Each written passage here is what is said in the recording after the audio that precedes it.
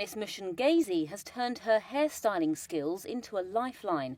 Having fled her hometown in Congo's war-torn east, she's braiding hair in her shelter to earn enough for food and other essentials. I couldn't bear what was happening there.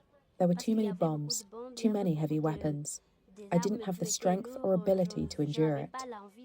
Despite the kindness of her hosts taking her in, life remains a struggle. I ask the authorities and those who are responsible to do everything possible to end the war in our territory, because there are people still there who are suffering, and even we who are here are struggling. We have nothing to do, nothing to eat. Our activities have stopped. That's why we want the war to stop, to end.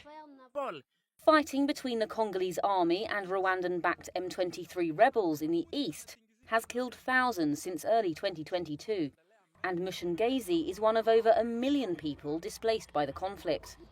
Despite mediation efforts, the Tutsi-led rebels have been inching south since they seized eastern Congo's largest city of Goma at the end of last month. So we are fearing a humanitarian catastrophe. And South Kivu's governor, Jean-Jacques Purusi-Siddiqui, said the rebels' recent advancement into his province threatens to trigger a humanitarian crisis, with the under-resourced area already housing thousands of displaced people, many who fled more than once.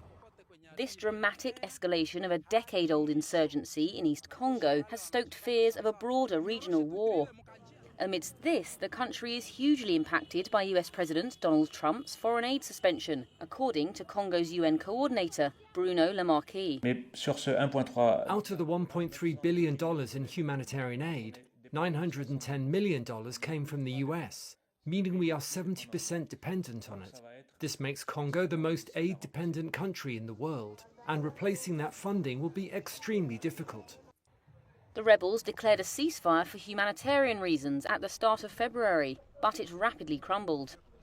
Congo's government said its troops had been attacked several times in different areas since a summit last week of Eastern and South African blocs aimed at defusing the crisis.